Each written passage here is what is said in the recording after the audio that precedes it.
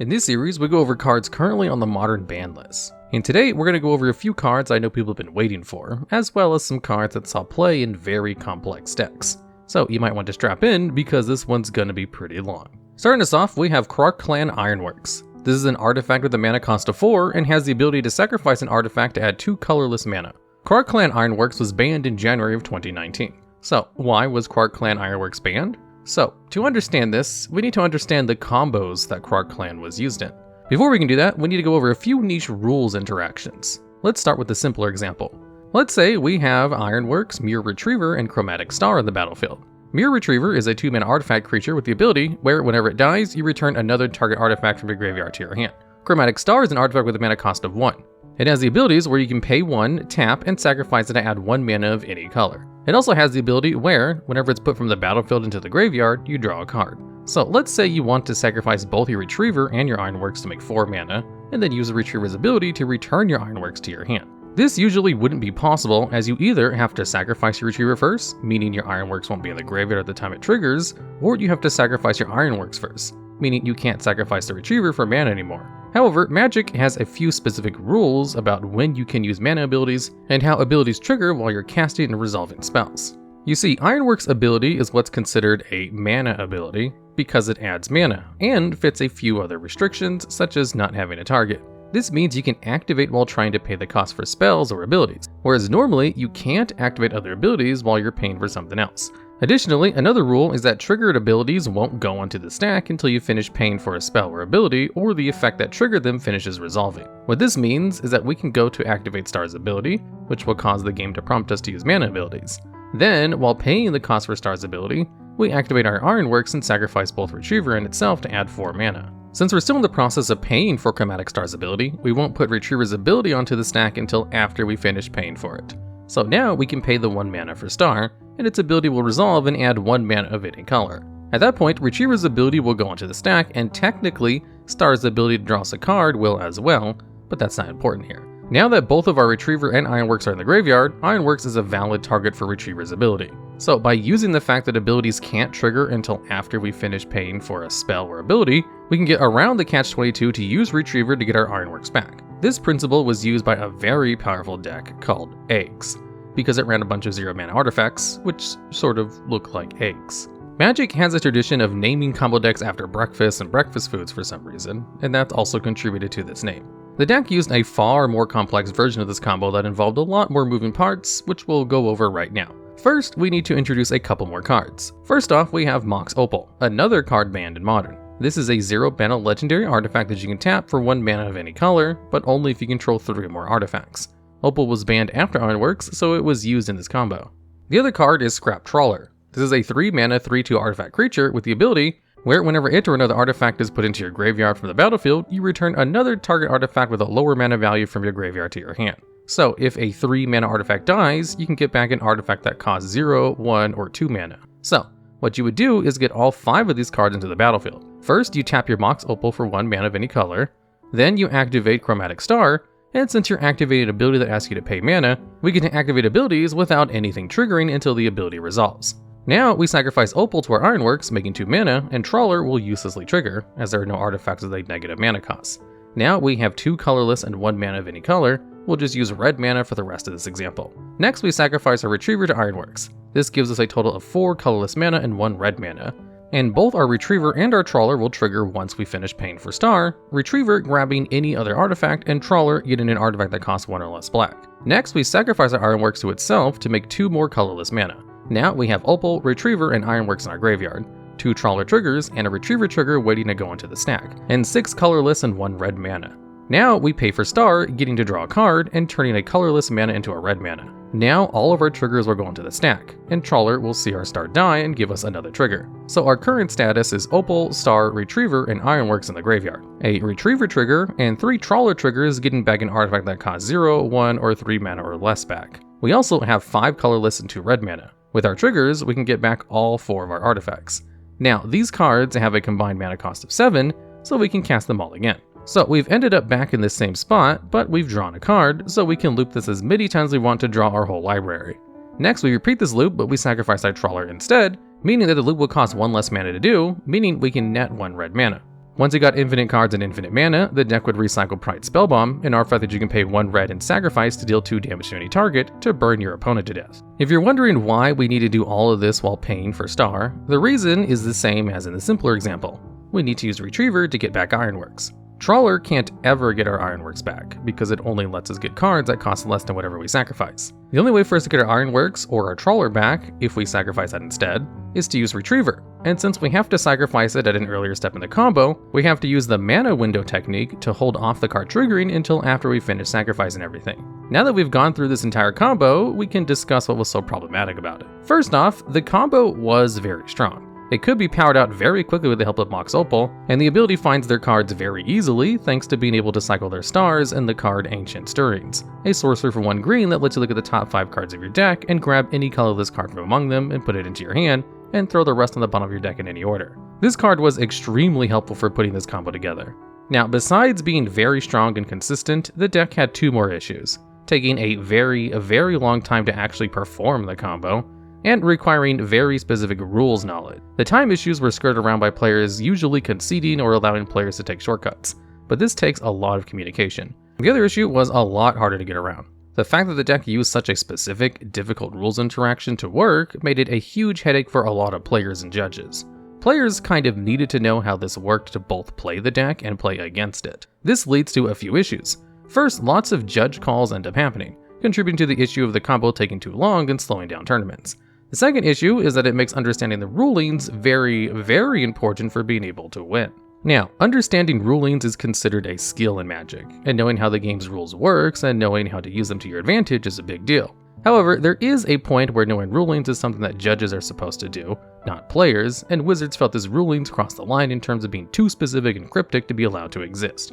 Due to the combination of strength, possible issues with stalling tournaments, and the issues with rulings, Krark-Clan Ironworks was banned to stop the deck. Could Krark-Clan Ironworks be unbanned? From a parallel perspective, probably.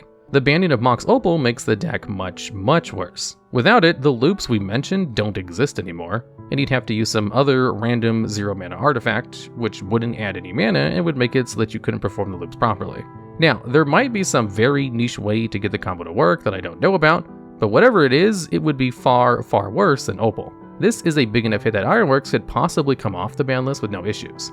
Of course, this isn't likely to happen because there are a couple of other issues with the card, namely the ruling issues and the time issues.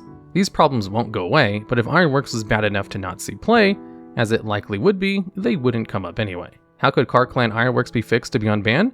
As I said, without Opal, the deck is weak enough that it could probably unban without issues. Next up, still sticking to egg decks, we have Second Sunrise. This is an instant with a mana cost of 1 and 2 white, with the effect where each player returns each artifact, enchantment, creature, and land from their graveyard to the battlefield that was put there from the battlefield this turn. This card was banned all the way back in May of 2013, nearly a decade ago. Why was Second Sunrise banned? This card was banned due to enabling an older version of eggs, sometimes called Second Breakfast.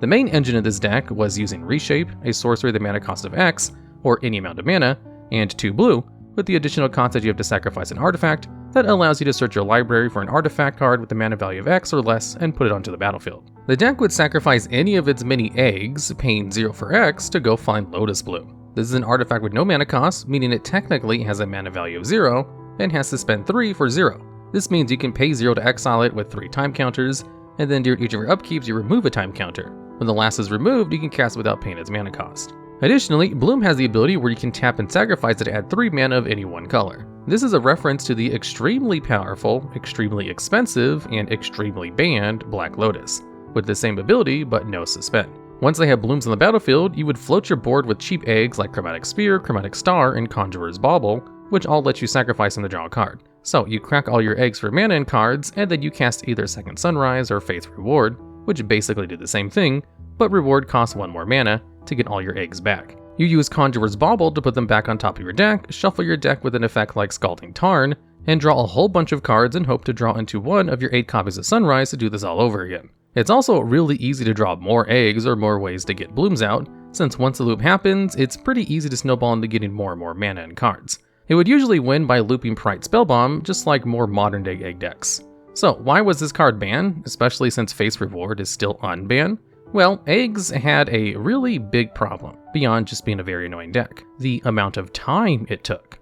More so than any other card we talked about, more than Sensei's Divining Top or Krark-Clan Ironworks, this deck took a lot of time to play. You see, this is what Magic players and judges will sometimes call a non-deterministic combo. A deterministic combo is one that you can do the same way every time and always get the same result. The Ironworks combo we talked about earlier is deterministic because it does the same thing every time and always ends with the same pieces in play.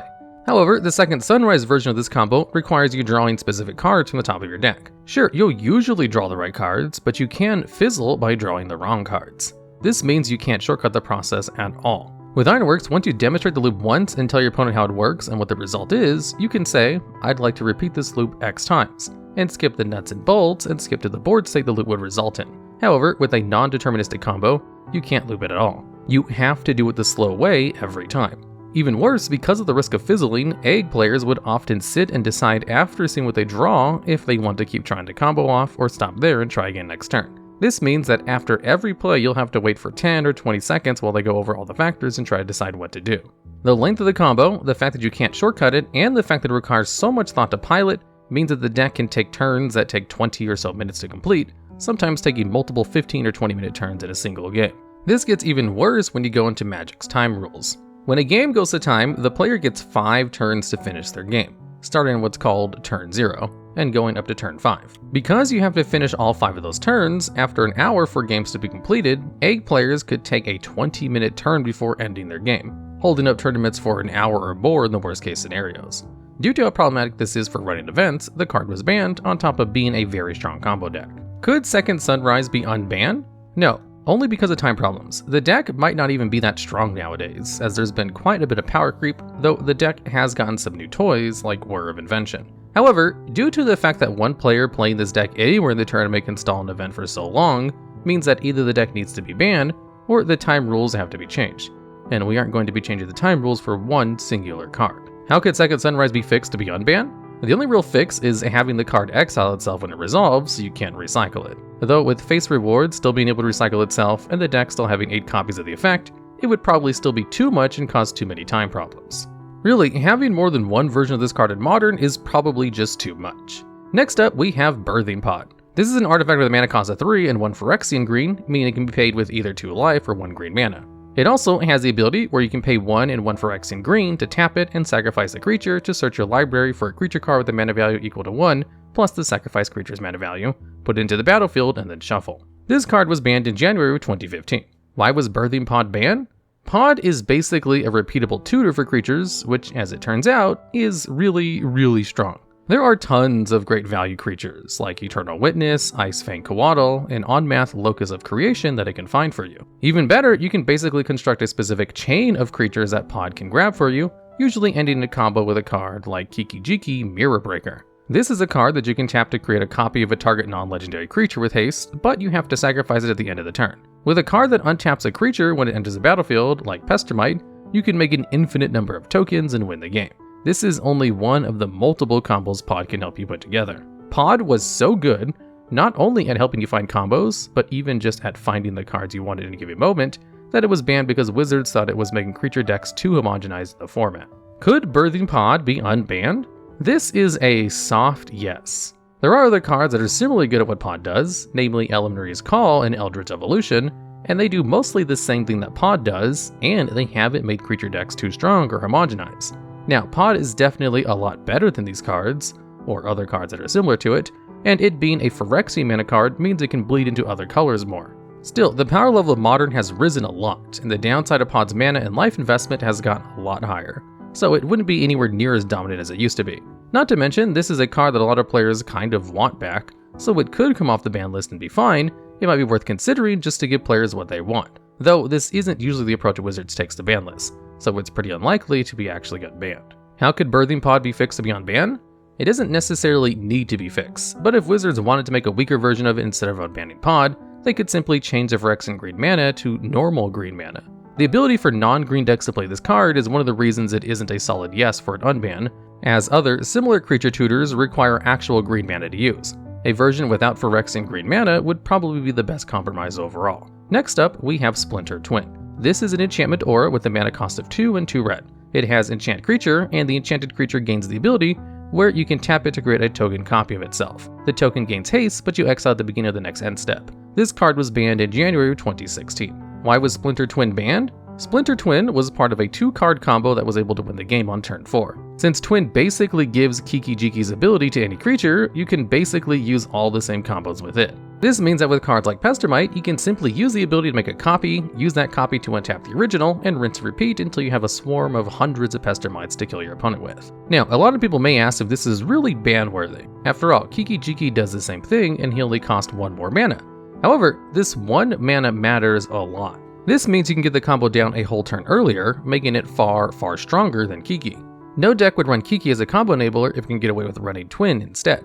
Now, you may also say, hey, there are combos that can win on turn 2 or 3.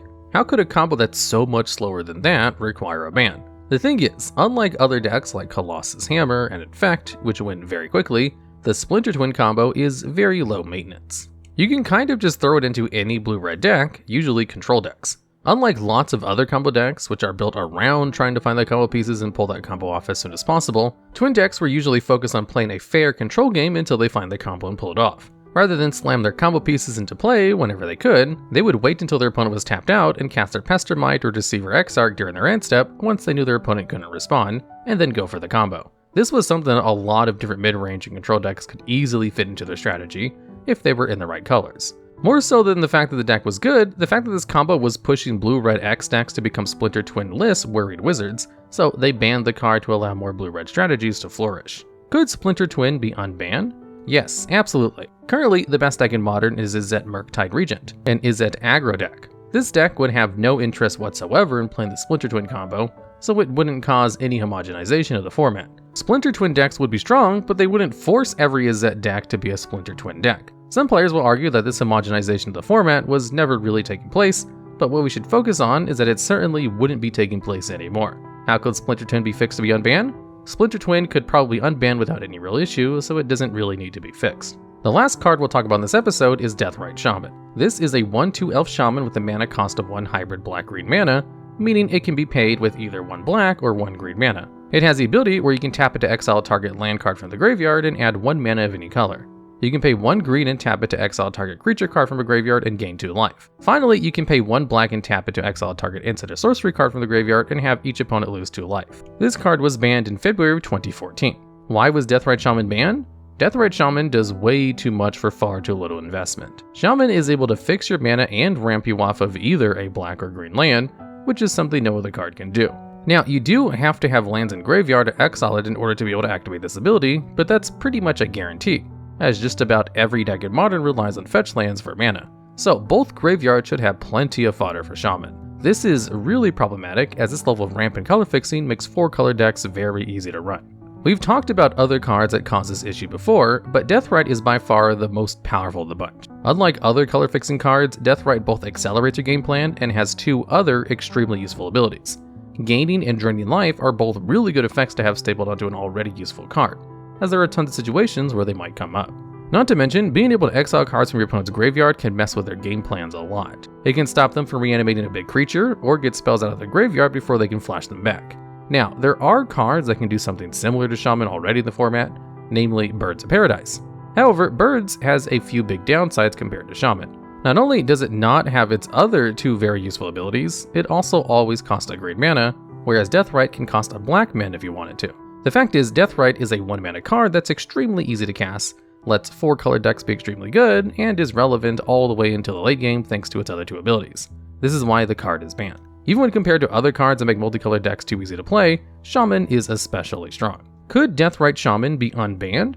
No. The card is still too good at making multicolored decks strong, and the extra upsides it has makes it a house in most matchups. Deathrite would be a huge upgrade for far too many decks, and would likely lead to a more homogenized format as decks would start splashing more and more colors to play it and all the other best cards in the format. How could Deathrite Shaman be fixed to be unbanned? Change its mana cost from a hybrid black-green to just a green, and add 1 generic to both of its activated abilities. That's more than enough to make the card go from broken to just good. It would be a better Birds of Paradise at that point, but that's more than fine. As it stands, it's simply too easy to cast and has too much extra value when compared to other mana dorks and color fixing cards. Alright, and that's it for the video. We'll be wrapping this series up after 2 more videos, so we'll be moving on to another format afterwards. go ahead and leave a comment on which form you want us to cover next, or for any ideas you might have for future videos.